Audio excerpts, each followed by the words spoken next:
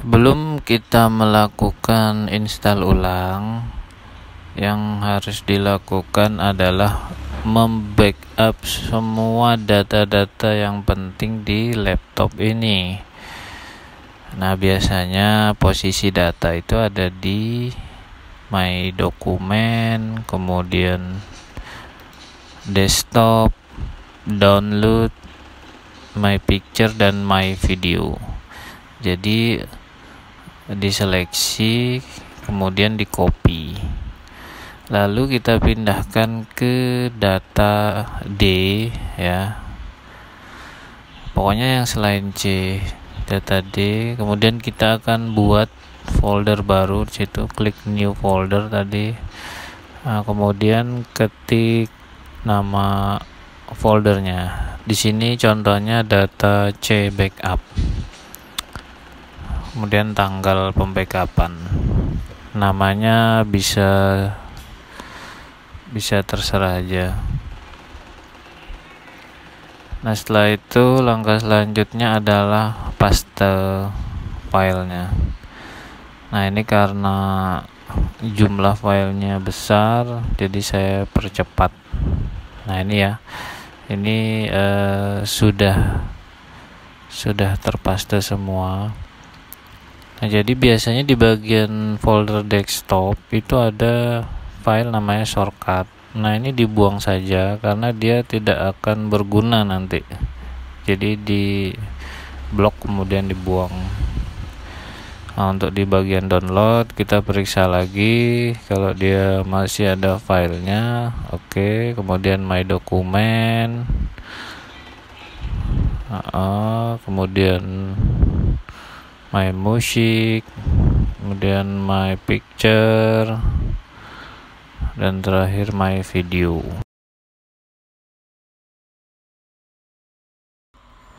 Nah, langkah berikutnya adalah kita akan merename atau menamai drive C-nya ya. Kenapa dinamai? Karena drive ini akan kita hapus. Nah, khawatir nanti salah hapus, jadi supaya nggak salah hapus dinamai saja untuk menandai. Nah, setelah dinamai, selanjutnya kita akan restart komputernya. Maksud saya di shutdown.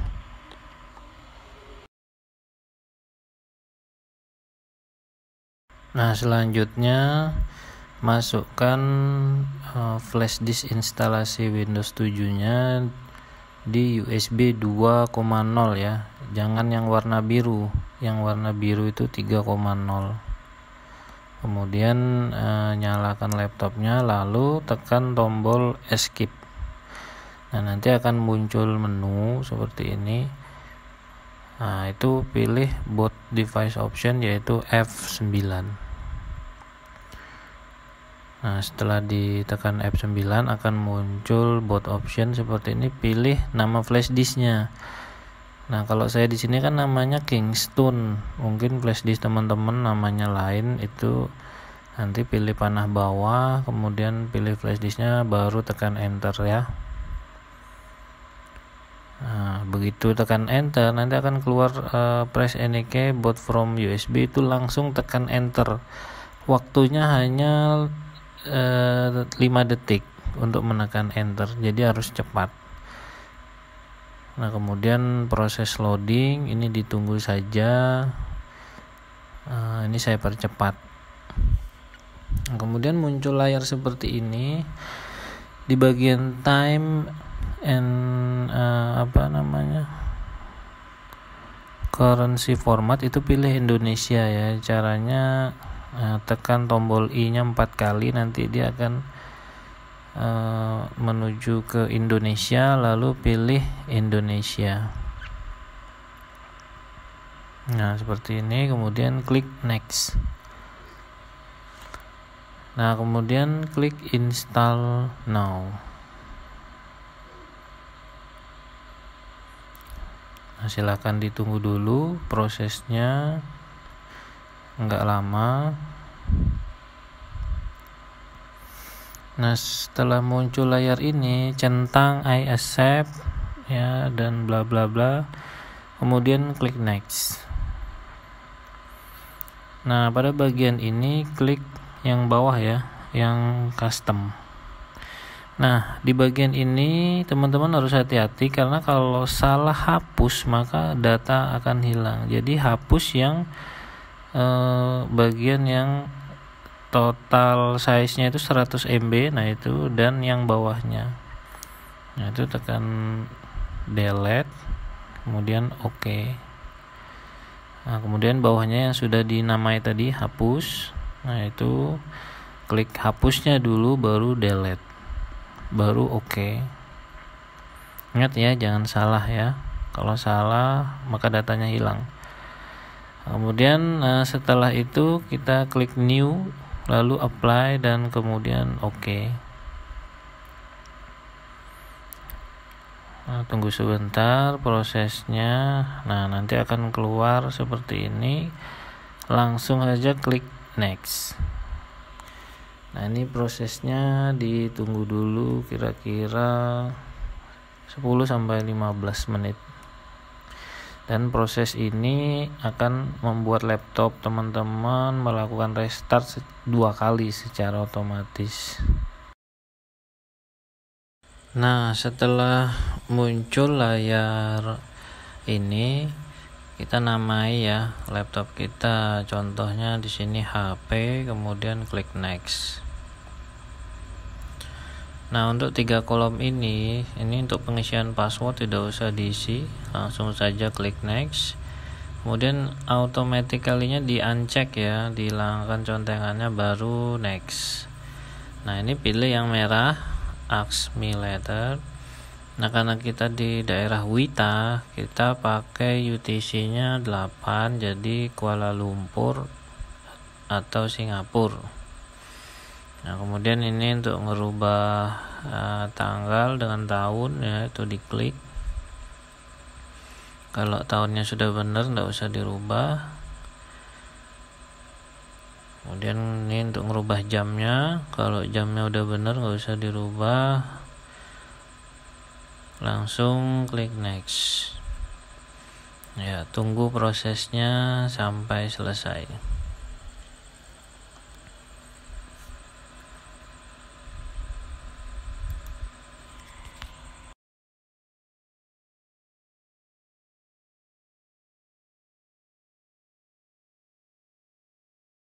Nah, sampai bagian ini instalasi Windows sudah selesai 80%, cuman tampilannya masih besar. Untuk memperbaiki resolusinya klik kanan, lalu screen resolution. Kemudian di bagian resolusinya kita ganti angkanya menjadi 1024x768, lalu klik OK. Nah, kemudian klik keep change. Nah, sekarang sudah agak bagus tampilannya ya. Nah, langkah selanjutnya kita akan aktifasi Windows-nya. Nah, biasanya kalau habis diinstal ulang, Windows-nya hanya aktif 30 hari. Caranya klik kanan Properties. Di bagian Windows Activation itu ada 30 hari. Jadi setelah hari ke-31 dia blank. Nah, untuk mengaktifasinya ada sediakan link download. Nah, ini caranya ya. Jadi klik 2 kali Windows Loader, kemudian klik yes.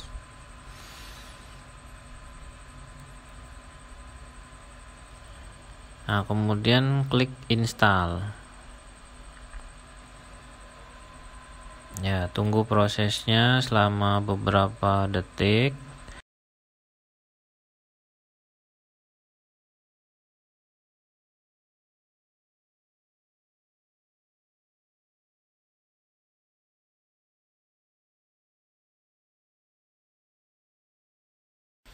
Nah, kemudian klik OK.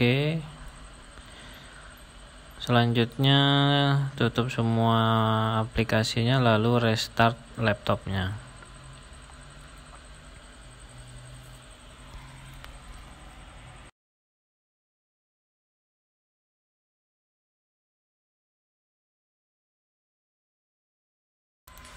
Setelah restart, untuk mengetahui hasil aktivasinya, My Computer klik kanan, Properties, lalu lihat di bagian bawah ya. Itu kalau dia tulisannya sudah Windows is activated, berarti sudah berhasil.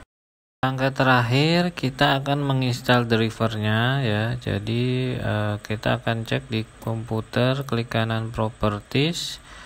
Nah, di situ di bagian kiri atas ada Device Manager, itu diklik. Nah, di situ nanti akan kelihatan tanda tanya warna kuning, itu berarti drivernya belum diinstal. Nah, nanti akan saya sediakan link download.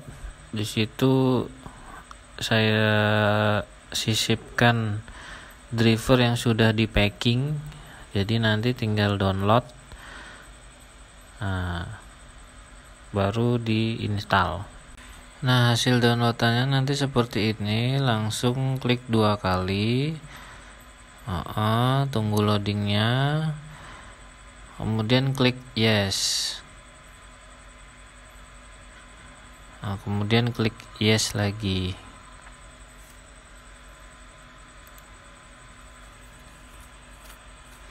Nah, kemudian klik yes, kemudian klik next.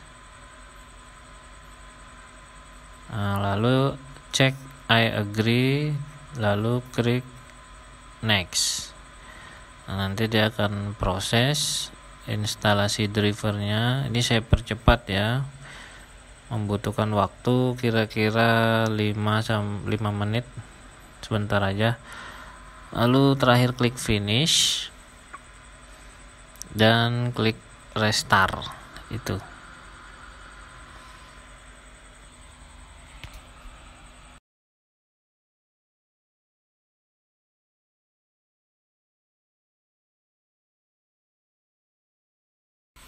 Nah, sampai di bagian ini sudah selesai instalasinya 100%. Kalau mau ngecek My Computer, klik kanan, lalu klik Device Manager.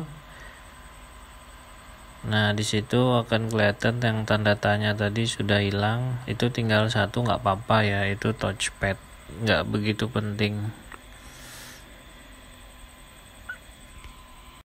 Nah, teman-teman, itu tadi cara install ulang HP ProBook 4430S. Perlu teman-teman ketahui bahwa Windows yang saya gunakan ini adalah Windows 7 64 bit. Jadi ini tidak berlaku di Windows 7 32 bit. Kenapa saya menggunakan Windows 64 bit? Karena lebih baik.